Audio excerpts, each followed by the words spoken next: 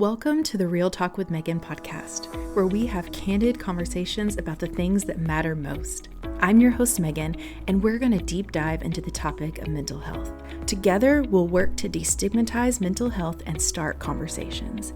So sit back, grab a cup of coffee, and get ready for a real and raw conversation about mental health on the Real Talk with Megan podcast.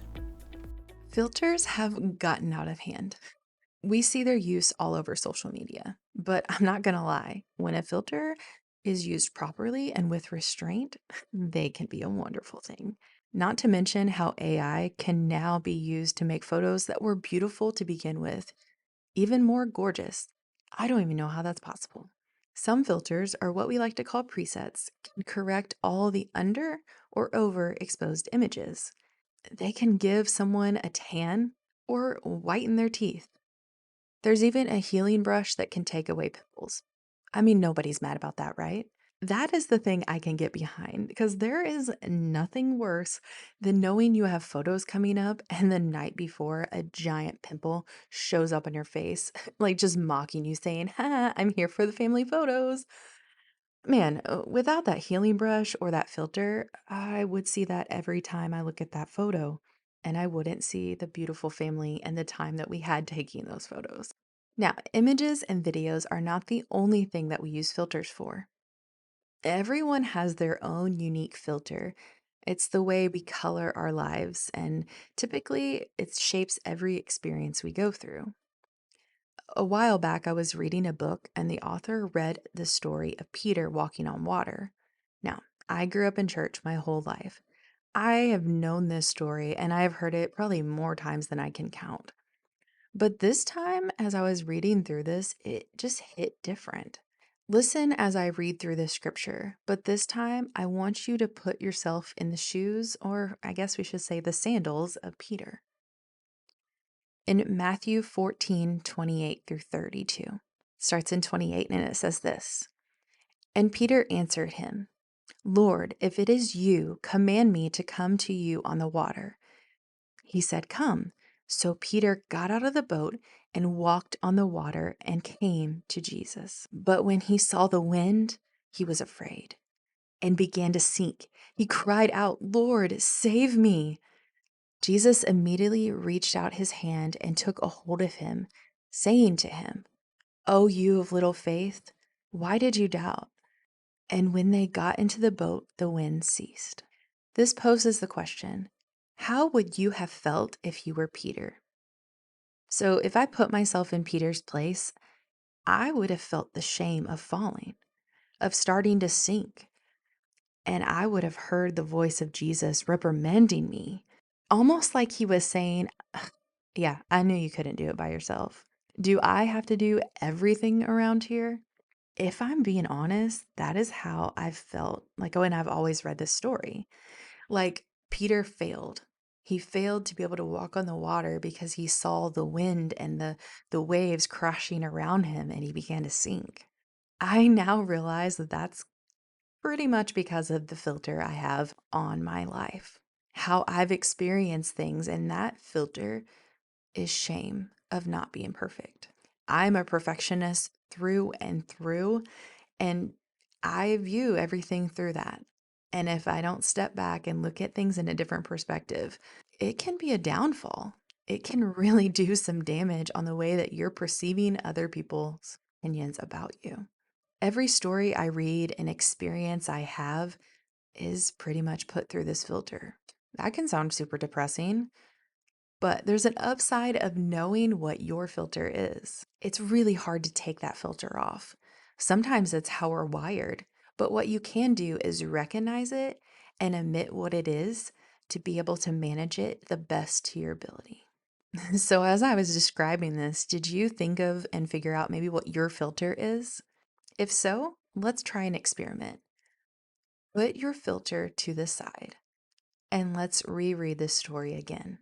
Now remember, mine's perfectionism. Now I'm going to put that perfectionism to the side and I'm going to reread this story to see from Peter's perspective of how he could have viewed this. We're going to read in Matthew 14:28 through 32 again. And Peter answered him, Lord, If it's you, command me to come to you on the water."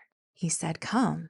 So Peter got out of the boat and walked on the water and came to Jesus.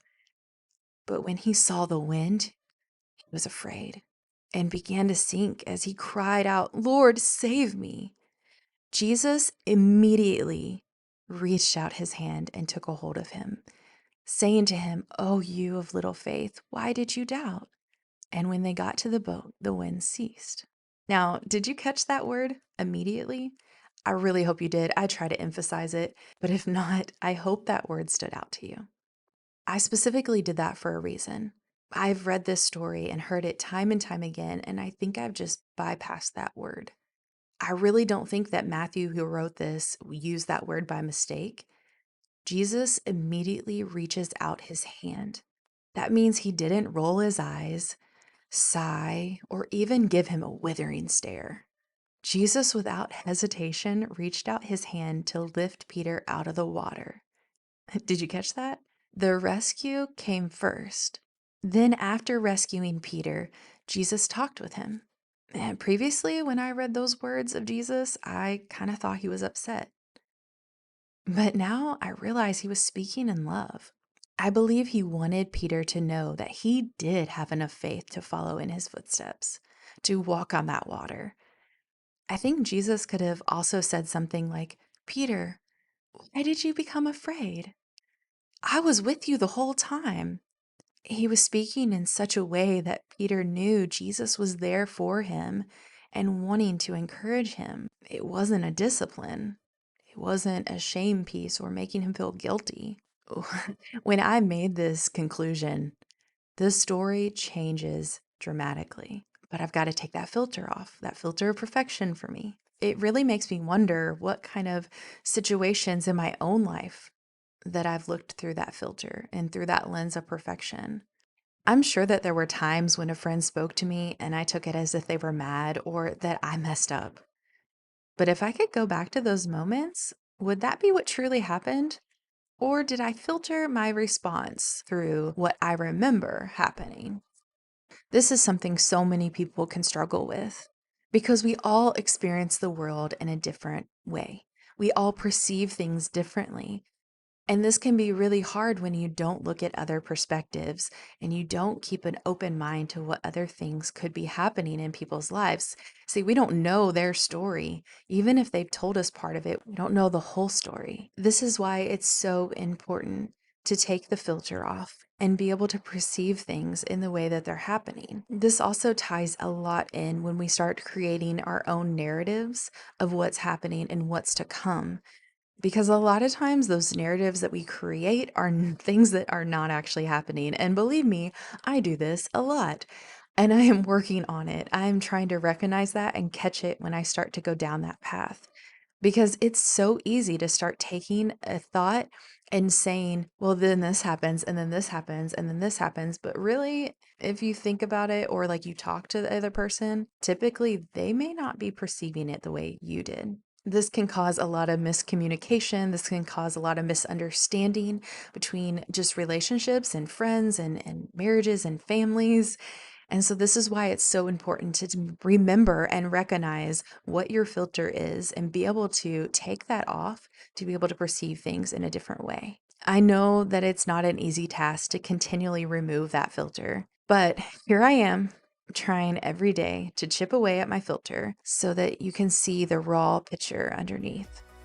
Thanks for listening to Real Talk with Megan. Remember, you are not alone. Seeking help is a sign of strength, and taking care of your mental health is just as important as taking care of your physical health. We'll see you next time for more honest conversations.